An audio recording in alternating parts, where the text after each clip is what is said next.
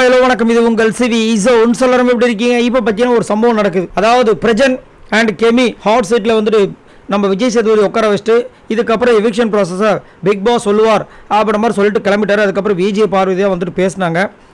ஒரு காரை வந்து இன்ட்ரடியூஸ் பண்ணாங்க. 2 கார் உள்ளே வந்துச்சு. அதுக்கப்புறம் இவங்களை வந்து கண்ணை கட்டி வெளியில் கூட்டிகிட்டு போனாங்க. எந்த கார் உள்ளே வருதோ அதில் வந்துட்டு உள்ளே வருவாங்க, அவங்க தான் உள்ளே வருவாங்க, மற்றவங்க அப்படியே வெளியே போயிடுவாங்கன்ற மாதிரி சொன்னாங்க. அதில் பார்த்தீங்கன்னா கெமி வெளியே போயிட்டாங்க. பிரஜன் ரீஎன்ட்ரி கொடுத்தாரு.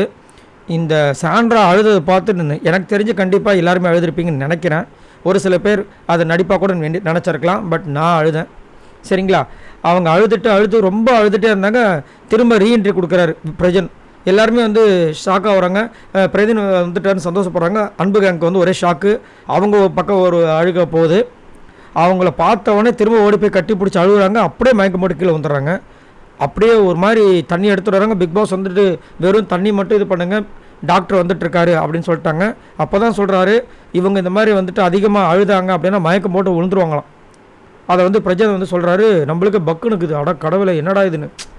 என்ன தான் வந்துட்டு தென்னாவட்டலாம் நெக்கலாம் கெத்தாக பண்ணாலும் அவங்களுக்குள்ள அந்த ஒரு வீக்னஸ் இருக்குது பார்த்தீங்களா? அது எமோஷன்ஸ் ரொம்ப மோசம். நான் ஒரு வீடியோலையும் சொல்கிறதுக்கு காரணம் விக்ரம் சொன்ன ஒரு விஷயம்.